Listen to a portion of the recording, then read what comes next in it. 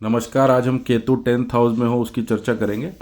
जैसा कि आप हॉरोस्कोप में देख सकते हैं, जो टॉप मिडल हाउस है हॉरोस्कोप का, ऊपर वाला बीच वाला घर, ये हमारा लग्न हो जाता है। इसको फर्स्ट हाउस बोल देते हैं।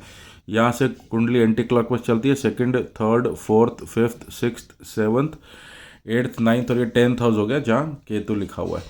ऐसे ही राइट साइड पे आप देख सकते हैं ये ट्रेड्स लिखे हुए हैं कि 10वां घर किन किन चीज़ों का कारक होता है और केतु किन किन चीज़ों का कारक होता है। इन्हीं को मिलाकर हम कुछ योगों पे आज चर्चा करेंगे कि अगर आपके 10th हाउस में केतु है तो वो क्या फल देगा आपको। 10th हाउस जैसा देख सकते हैं आप, इसमें करियर लिखा हुआ है और केतु देखिए तो उसमें डिटैचमेंट लिखा हुआ है।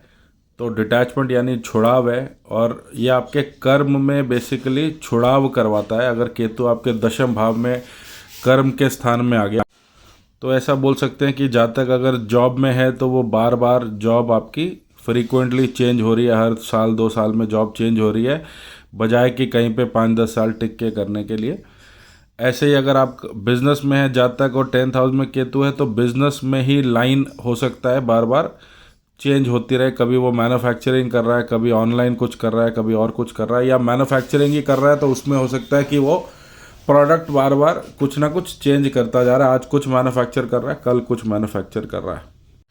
अब यहाँ पे अगर हम बात करें कि वो कर्म के अंदर स्टेबिलिटी कैसे आएगी या बार बार ये चेंज ना करना पड़े काम, तो अगर आप अपने कर्म को केतु से जोड़ दीजिए, या बाई चांस अगर आपका कर्म केतु से जुड़ा हुआ है तो वो इश्यूज आपको केतु छुड़ाव वाले, जो डिटैचमेंट वाले, वो नहीं देगा।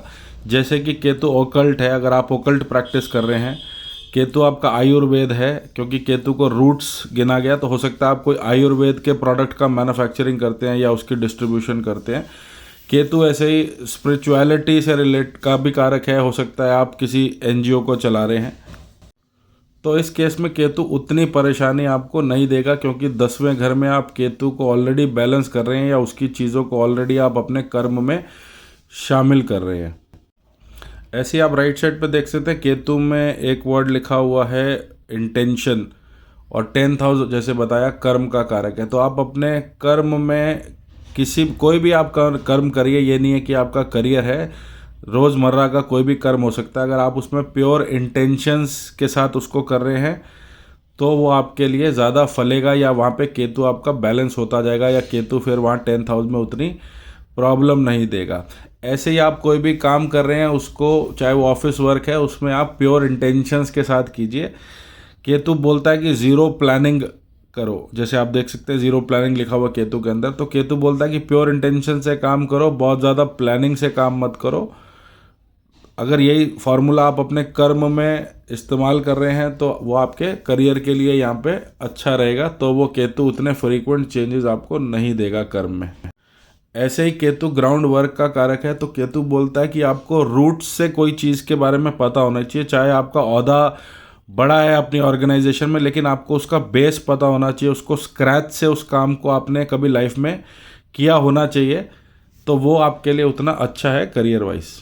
ऐसे केतु लेट गो का कारक है, तो मान लीजिए कोई ऑफिस पॉलिटिक्स हो रही है तो आप उसमें ज़्यादा घुसिए मत या उसमें ज़्यादा परेशान मत होइए, उसको सिर्फ लेट गो एटीट्यूड से डील कीजिए कि ठीक है, किसी ने कुछ बुरा किया, उसको जाने दीजिए।